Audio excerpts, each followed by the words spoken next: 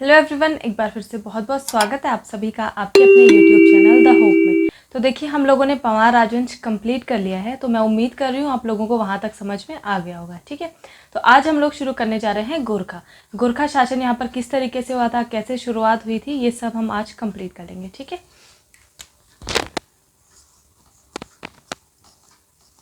तो गोरखा ने जो यहाँ पर शासन किया है ये कब से किया है? 1790 से लेकर 1815 ईस्वी तक।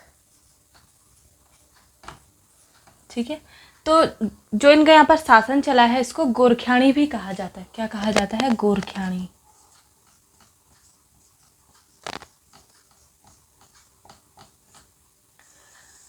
तो इसको हम 3 भागों में पढ़ेंगे, 3 भागों में इसको डिवाइड कर लेंगे, तब चलकर हम इसे अच्छे से पढ़ पाएंगे। तो सबसे पहला है कुमाऊं, जब इन्होंने कुमाऊं पर आक्रमण किया था। ठीक है, इसके बाद इन्होंने गढ़वाल पर आक्रमण किया था, और इसके बाद यहाँ पर क्या हो जाता है? अंग्रेज शासन हो जाता है, अंग्रेज आ जाता है। ठीक है, तो 3 भागों में हम इसे पढ़ेंगे। ठीक, तो सबसे पहली बात तो कि गोरखा जो लोग थे ये यहाँ के तो थे नहीं, उत्तराखंड के, जैसे कि हम अभी तक पढ़ते आ रहे हैं कि कुमाऊं और गढ़वाल में जो है बार बार लड़ाइयाँ होती थी, आक्रमण एक दूसरे पे करते थे।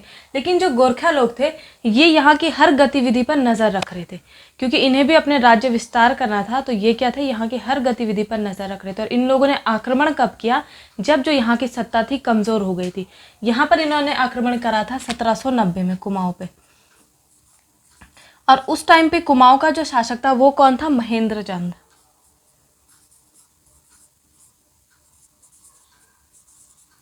ठीक है, तो ये लोग क्या थे? नज़र लगाए बैठे हुए थे। और जैसे ही इन्हें इस चीज़ का आभास हुआ कि अब यहाँ पर ना राजा शक्तिशाली रह गया है, ना इनके पास राजकोष बचा है, हर तरीके से ये लोग जब जो है विवश हो चुके थे, तब जाकर इन्होंने यहाँ पर आक्रमण करा और ये यहाँ पर विजित हुए, जीत इन्होंने हासिल करी है। ठीक है, तो अगर हम कुमाऊं की बात करें तो कुमाऊं में जो इसकी राजगद्दी थी कब से डगमगाने लगी थी? जब यहाँ पर देवीचंद का शासन चल रहा था।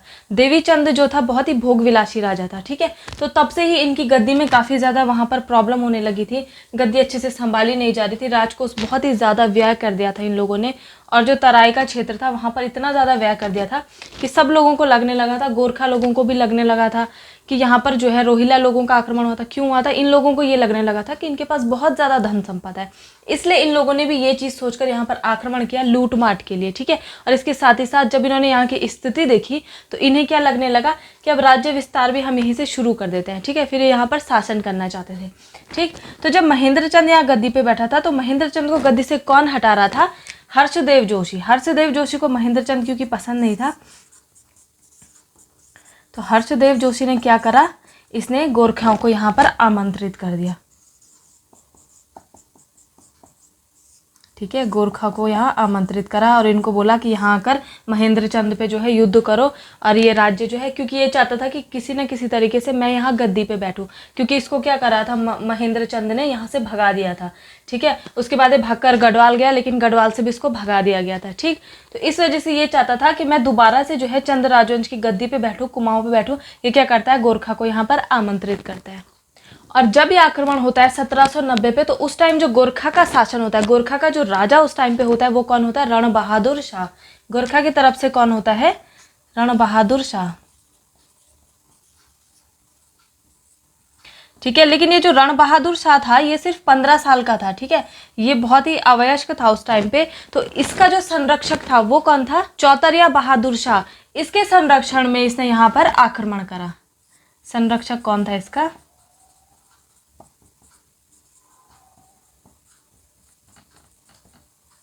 चौतरिया बहादुर शाह। ठीक है, तो युद्ध में कौन आया था? ये यहाँ से आया था, गोरखा की साइड से, और इसने क्या करा? यहाँ पर विजय हासिल कर दी। चंपावत में जो है इसने, सॉरी, कुमाऊं के अल्मोड़ा में इसने जो है अल्मोड़ा को जीत लिया था। और अल्मोड़ा क्या थी? कुमाऊं की राजधानी थी। तो आप सोच सकते हो कि राजधानी को जीत लिया था, तो लगा लो पूरा का पूरा कुमाऊं ही इसने जीत लिया था। ठीक है, अल्मोड़ा इसने उस टाइम पर जीत लिया था। तो अल्मोड़ा जीतने के बाद क्या हुआ? पूरे कुमाऊं को इसने अपने मुट्ठी में कर लिया था। ठीक, और इसकी कुछ सेना के कुछ प्रमुख जो सेनापति थे उन लोगों का नाम आपको पता होना चाहिए, वो आप एक बार देख लीजिए। ठीक है, तो जो 3 लोग थे, 3 लोगों के नेतृत्व में यहाँ पर इन्होंने युद्ध किया था। एक तो आपका कौन था? चौतरिया बहादुर। ठीक है, ये तो क्या था? यहाँ पर एक तरफ से आप लगा लीजिए कि ये अपनी रण बहादुर की तरफ से लड़ रहा था, यानी कि राजा की तरफ से लड़ रहा था। ठीक है, दूसरा था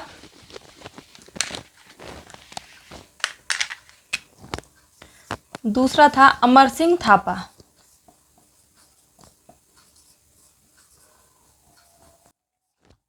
तीसरा था जगजीत पांडे।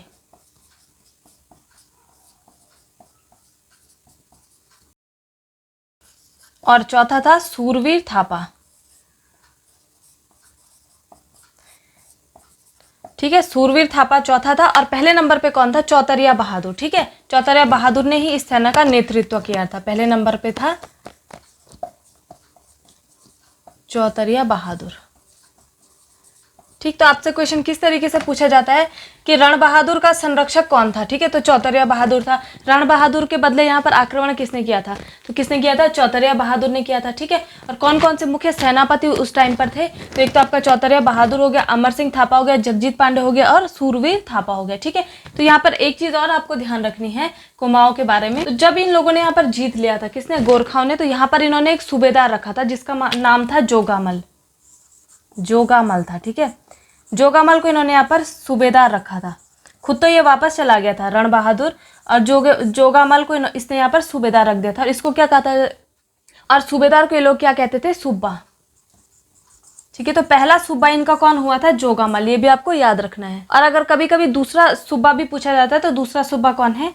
काजी नरशाही। ठीक है, ये भी आपको याद रखना है। काजी नरशाही और जोगामल इनके सूबेदार थे। जब पहला सूबेदार कौन था? जोगामल था, और जोगामल के बाद कौन हुआ है? काजी नरशाही इनका सूबेदार हुआ है। ठीक है, तो जैसे कि मैंने आपको बताया था कि ये लोग क्या करते थे? युद्ध करते थे, जीत जाते थे तो राजा तो वापस चला जाता था नेपाल, लेकिन क्या करता था? यहाँ पर किसी को रख जाता था। तो इसी तरीके से कुमाऊं में किसको रख गए थे? जोगामल को यहाँ पर रख गए थे। ठीक है, राजनीति सब कुछ देखने के लिए। तो उसके बाद इन्होंने क्या करा? गढ़वाल पर इन्होंने आक्रमण करा। ठीक है, तो कुमाऊं तो कब जीता इन्होंने? 1790 में कुमाऊं जीता है। ठीक है, 1790 में कुमाऊं में आए। सिर्फ एक साल के अंतराल के बाद गढ़वाल पर भी ये आ गए। 1791 पे इन्होंने गढ़वाल पर आक्रमण कर दिया। ठीक है, तो उस टाइम गढ़वाल में कौन शासन कर रहा था? प्रद्युमन शाह का उस टाइम यहाँ पर शासन चल रहा था।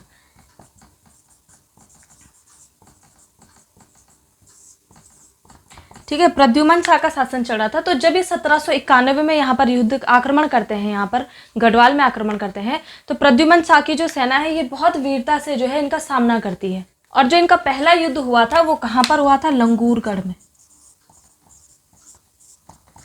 ठीक है, इसको लंगूरगढ़ की संधि भी कहते हैं। कहाँ पर? लंगूरगढ़।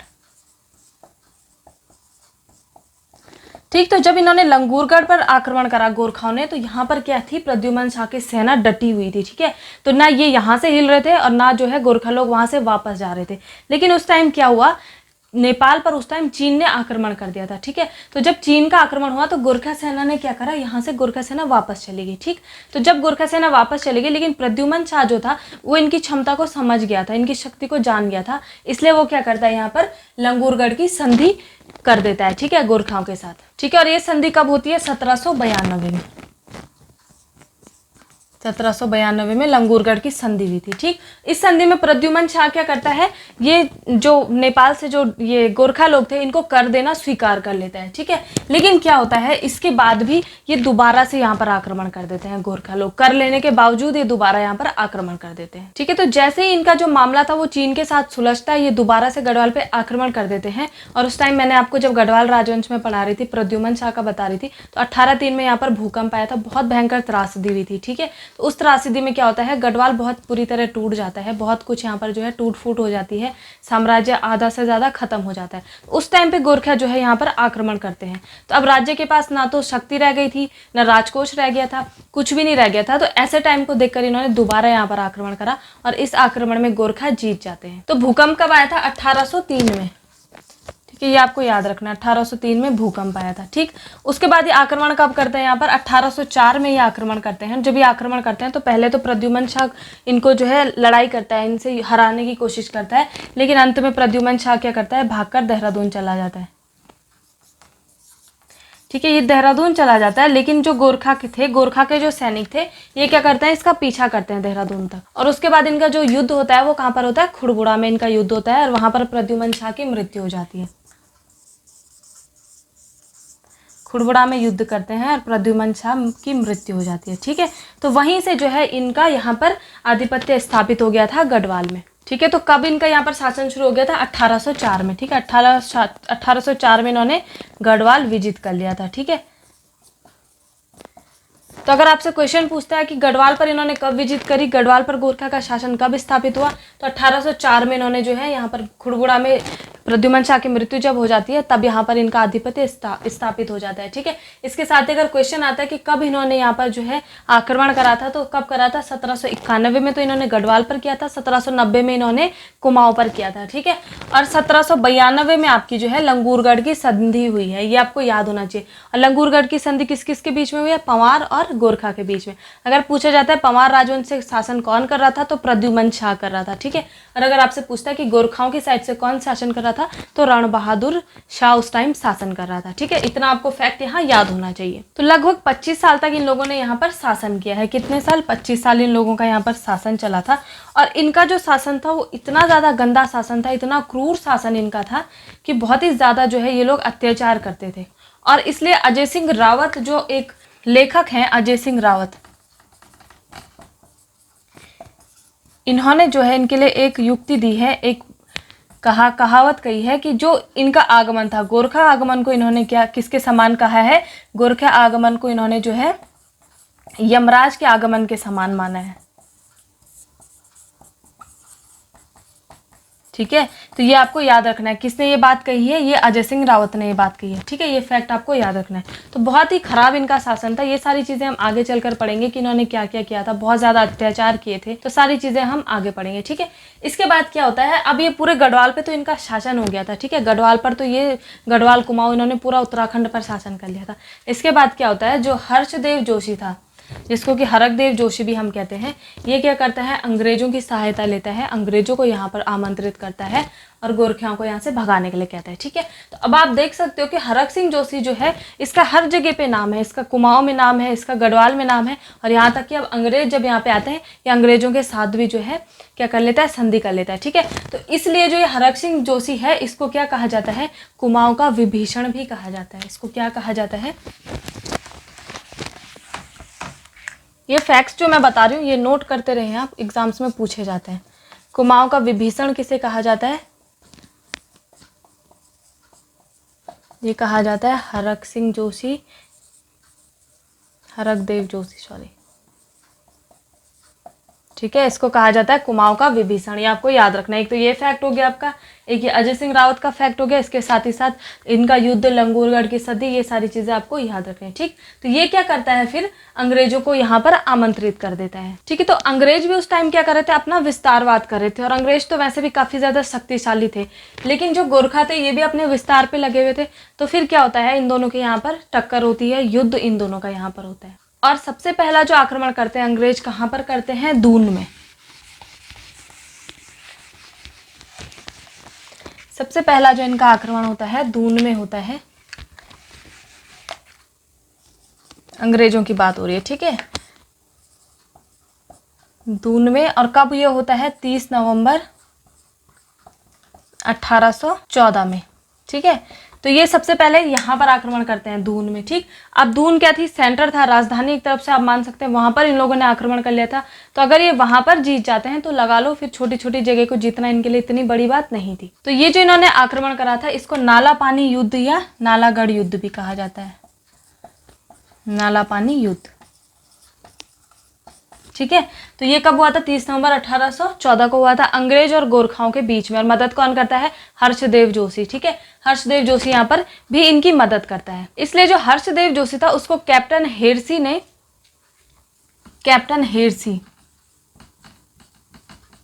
इसने क्या नाम दिया था? कुमाऊं का अर्ल वारविक। अर्ल वारविक।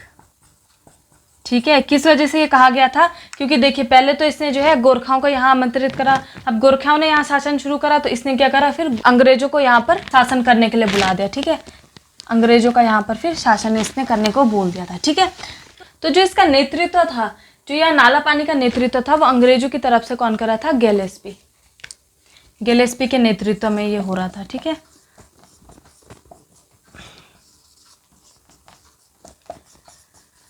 तो आप लगा लीजिए कि गिलेस्पी अंग्रेज लोग जो यहाँ पर हैं कम से कम 1000-1500 सैनिकों के साथ युद्ध करने के लिए उतरे थे, ठीक है, देहरादून में। और यहाँ पर गोरखाओं की अगर बात करें तो इनके सिर्फ 200 से 250 सैनिक थे। लेकिन गिलेस्पी जो है यहाँ पर 2 बार पराजित हो जाता है इस युद्ध में।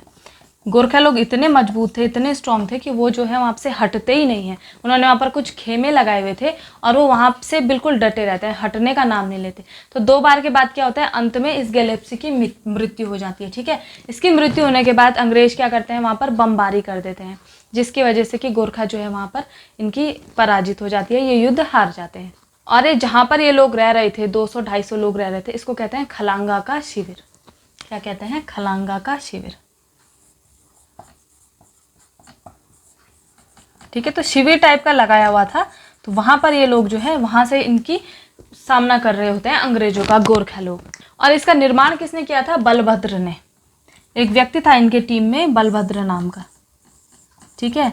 इसने जो है इन खलंगा का जो शिविर था इसका निर्माण करा था बलभद्र ने। इसके बाद ये क्या करते हैं, सूरजगढ़ और मालवागढ़, 1815 में ये लोग जो है सूरजगढ़ और मालवागढ़ पर भी कब्जा कर देते हैं अंग्रेज।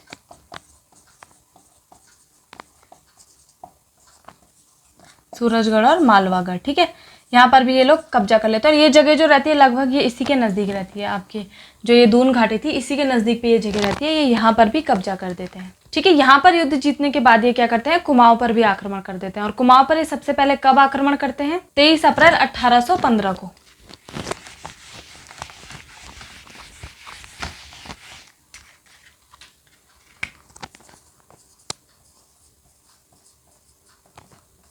23 अप्रैल 1815 में ये सबसे पहले कुमाऊं पर आक्रमण करते हैं। और इस युद्ध को कहा जाता है गणनाथ डांडा युद्ध। क्या कहा जाता है, गणनाथ डांडा युद्ध, ठीक है। तो गणनाथ डांडा युद्ध जो है 23 अप्रैल 1815 को हुआ था। और कहाँ पर ये हुआ था, कुमाऊं में हुआ था। और इस युद्ध में जो हस्तिदल चौतरिया होता है उसकी मृत्यु हो जाती है।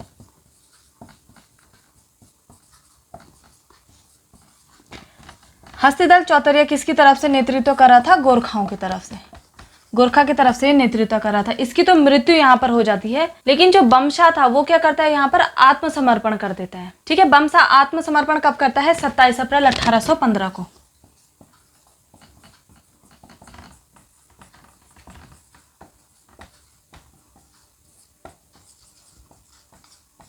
तो ये आत्मसमर्पण करने का क्या मतलब था, ये क्या करता है, स्वीकार कर लेता है कि हम कुछ टाइम के बाद जो है गढ़वाल की भूमि से उत्तराखंड से चले जाएंगे, ठीक है। लेकिन क्या होता है, एक तरफ तो ये संधि को हाँ बोल देता है, आत्मसमर्पण कर लेता है, लेकिन दूसरी तरफ जो अमर सिंह होता है वहाँ पर भी एक युद्ध चल रहा होता है, ठीक है। तो अमर सिंह जो है युद्ध कर रहा होता है और वो इस चीज़ से अभी तक उसे ये चीज़ पता नहीं होती कि जो ये बलशाह है इसने जो है यहाँ पर आत्मसमर्पण कर लिया है। तो इसके बाद जो अमर सिंह होता है जब वो इनकी शक्ति को भांप लेता है तो वहाँ पर ये लोग क्या करते हैं, मलाबगढ़ की संधि करते हैं। इसके बाद होती है मलाबगढ़ की संधि।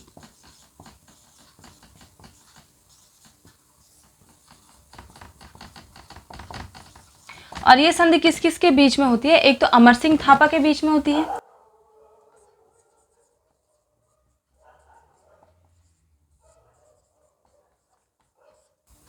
और मेजर जनरल अख्तर लोनी के बीच में होती है, ठीक है। ये जो है मलाबगढ़ की संधि अमर सिंह थापा और मेजर जनरल अख्तर लोनी के बीच में होती है, ठीक है। और ये संधि कब होती है, 15 मई 1815 को। कब होती है ये संधि, 15 मई 1815 में संधि होती है, ठीक है। तो ये जो छोटे छोटे फैक्ट्स हैं ये याद रखने हैं आपको। जैसे कि 23 अप्रैल 1815 को क्या हुआ था, गणनाथ डांडा युद्ध हुआ था, ठीक है। इसके बाद क्या हुआ था, हस्तदल चौतरिया जो है इसकी यहाँ पर मृत्यु हो जाती है, जो कि गोरखाओं का नेतृत्व कर रहा था। उसके बाद जब 27 अप्रैल 1815 को जो बलशाह होता है वो आत्मसमर्पण कर लेता है और क्या कर लेता है, यहाँ से भागने की तैयारी कर लेता है, कहता है कि हम उत्तराखंड छोड़ के चले जाएंगे, ठीक है, सब कुछ अंग्रेजों के अधीन कर कर। लेकिन क्या होता है, मलाबगढ़ की संधि में यहाँ पर क्या होता है, अमर सिंह थापा और मेजर जनरल अख्तर लोनी के बीच में संधि हो जाती है, क्योंकि वहाँ पर क्या रहता है, एक तरफ तो ये युद्ध कर रहा होता है, ठीक है, यहाँ पर इसने आत्मसमर्पण कर लिया होता है, लेकिन दूसरी तरफ अमर सिंह थापा के साथ अंग्रेजों का युद्ध चल रहा होता है, ठीक है। तो उसको इस बात का पता नहीं रहता, लेकिन जब वो इनकी शक्ति को भांप लेता है तो वो क्या करता है, संधि स्वीकार कर लेता है। लेकिन इसके बाद क्या होता है, इतनी संधि होने के बाद जो नेपाल सरकार होती है वो ये संधि मानने से मना कर देती है, ठीक है, इनको कर देने से मना कर देती है। तो इसके बाद दोबारा से जो है जब अंग्रेज वहाँ पर आक्रमण करने के लिए तैयारी कर रहे होते हैं तो नेपाल सरकार कर को मान लेती है, उनको जो है संधि स्वीकार कर लेती है। और इस संधि को क्या नाम दिया गया था, सिंगोली की संधि, ठीक है, इसको क्या नाम दिया था, सिंगोली की संधि।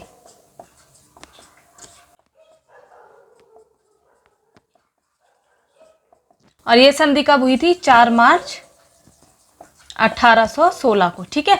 तो लास्ट में जो संधि आपकी कब हुई थी, 4 मार्च 1816 को, इसको सिंगोली की संधि कहते हैं, ठीक है।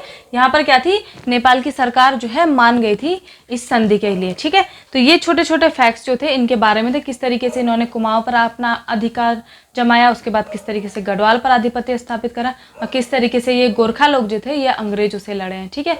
तो ये सारी इनकी जो है डिटेल थी। इसके बाद छोटे बहुत जो टॉपिक बचता है वो इनकी किस तरीके से शासन कर रहे थे, किस तरीके से इन्होंने कर लगाए थे, वो सारी चीज़ें चलती हैं, वो हम नेक्स्ट वीडियो में पढ़ेंगे, ठीक है। उससे पहले आप ये सारी चीज़ें रिवाइज कर लेना। और ये जो छोटे छोटे फैक्ट्स हैं ये आप लोगों को याद होने चाहिए, मलाबगढ़ की संधि कब हुई थी, किस किस के बीच हुई थी, ये सारी चीज़ें आप डिटेल में पढ़ लेना, ठीक है। इतना ही आपसे नॉर्मली पूछा जाता है किस किस के बीच हुई थी, कब हुई थी। इनकेस कोई कन्फ्यूज़न रहता है तो प्लीज़ मुझे कमेंट आप कर लेना, मैं उसका आप लोगों को जो है सॉल्व कर दूंगी, रिप्लाई करने की कोशिश करूंगी, ठीक है। इसके साथ ही आज की वीडियो मैं यहीं पर समाप्त करती हूँ, मिलते हैं नेक्स्ट वीडियो में, तब तक के लिए धन्यवाद।